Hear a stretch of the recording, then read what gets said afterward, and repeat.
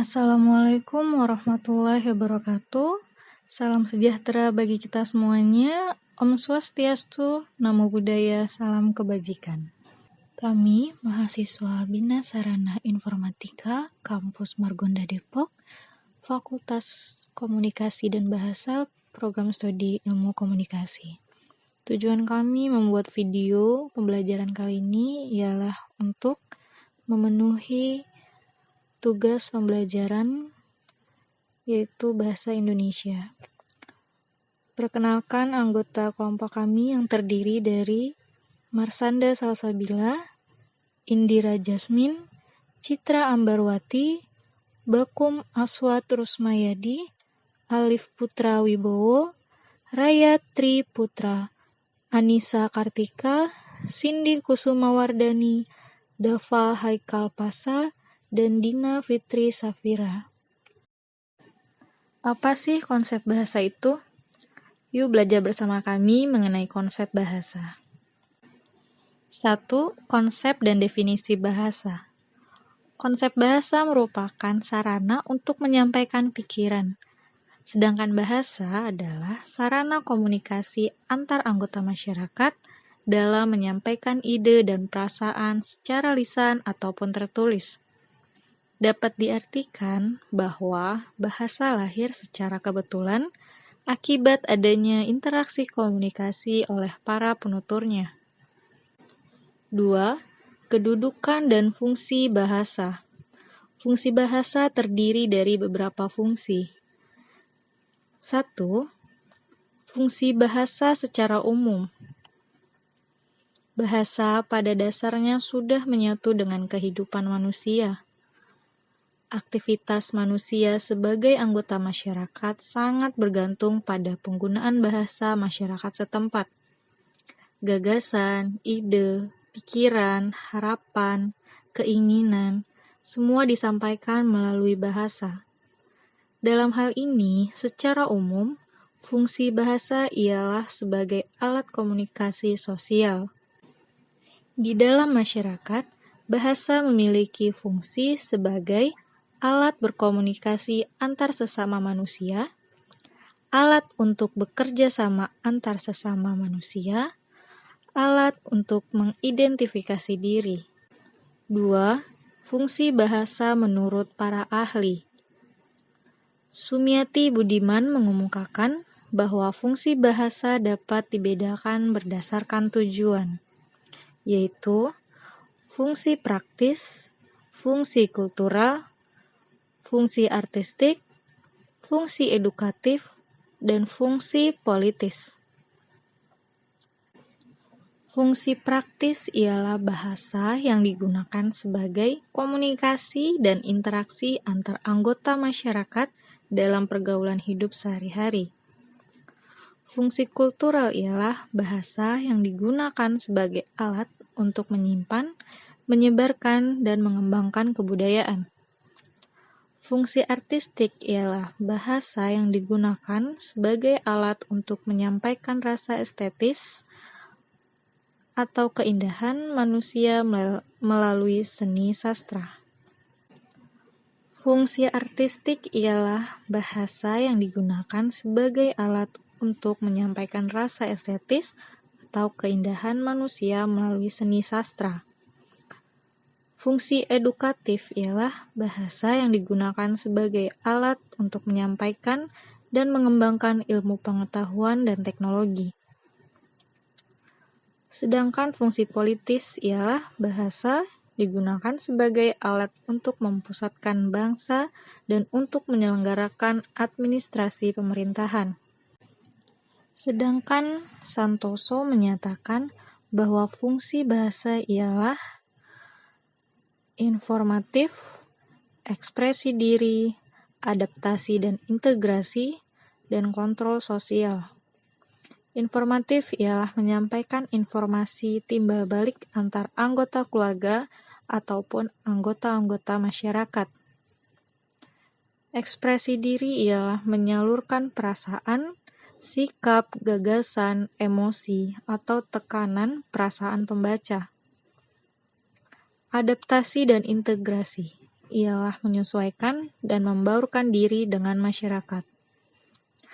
Sedangkan kontrol sosial ialah mempengaruhi sikap dan pendapat orang lain. Nah, itu dia fungsi bahasa menurut para ahli. Kita sambung yang ketiga, yaitu fungsi bahasa Indonesia dalam berbagai kedudukannya. Posisi bahasa Indonesia diidentifikasikan menjadi bahasa persatuan, bahasa nasional, bahasa negara, dan bahasa standar. Keempat posisi bahasa Indonesia mempunyai fungsi masing-masing loh. Teman-teman udah pada tahu belum sih fungsi dari bahasa Indonesia dalam berbagai kedudukannya? Pasti belum tahu kan? Yuk kita simak. Yang pertama ada fungsi bahasa persatuan, yaitu fungsi bahasa persatuan sebagai pemersatu suku bangsa, yaitu pemersatu suku, agama, ras, dan antar golongan atau yang biasa kita singkat sebagai SARA bagi suku bangsa Indonesia dari Sabang sampai Merauke. Nah, fungsi pemersatu ini sudah dicanangkan loh dalam Sumpah Pemuda 28 Oktober tahun 1928. Yang kedua, yaitu fungsi bahasa nasional. Nah, fungsi bahasa nasional ini merupakan fungsi jati diri bangsa Indonesia bila berkomunikasi pada dunia luar Indonesia. Fungsi bahasa nasional ini dirinci atas beberapa bagian loh. Bagian yang pertama adalah fungsi lambang kebanggaan kebangsaan Indonesia. Yang kedua, yaitu fungsi identitas nasional di mata internasional.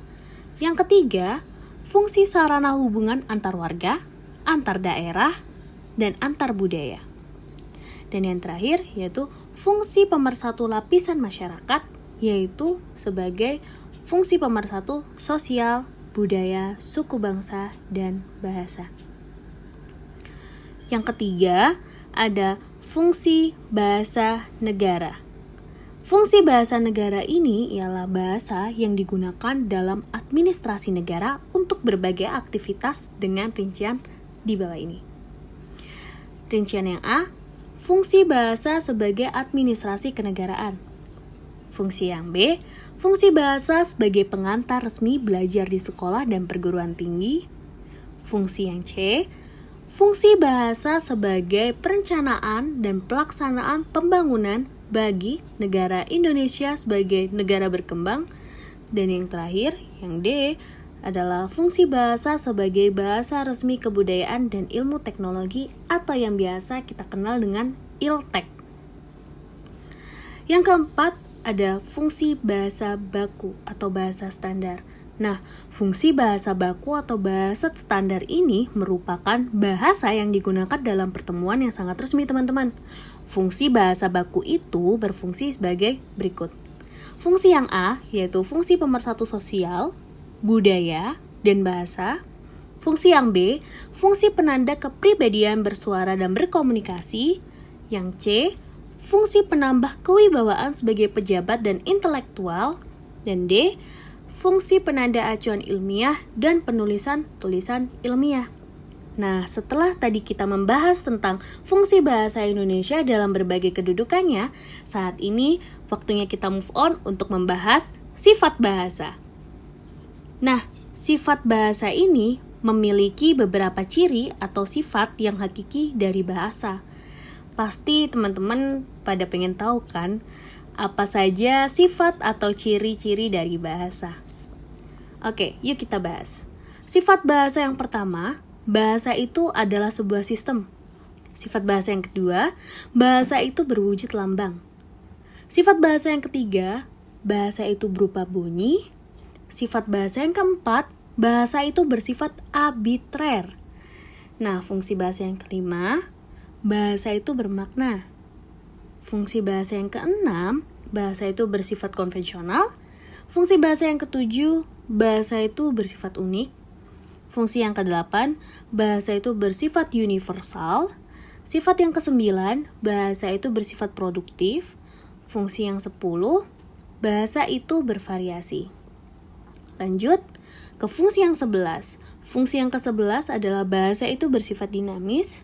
Fungsi yang ke-12, bahasa itu berfungsi sebagai alat interaksi sosial. Dan yang terakhir, fungsi ke-13, bahasa itu merupakan identitas penuturnya. Maka dari itu, dapat dikatakan bahwa bahasa merupakan hal paling penting dalam kehidupan manusia. Nah, itulah penjelasan-penjelasan dari kami mengenai konsep dan definisi bahasa, kedudukan dan fungsi bahasa dalam berbagai kedudukannya, dan juga sifat-sifat bahasa. Semoga penjelasan dari kami dapat bermanfaat untuk menambah pengetahuan serta wawasan teman-teman semua mengenai konsep bahasa ya teman-teman.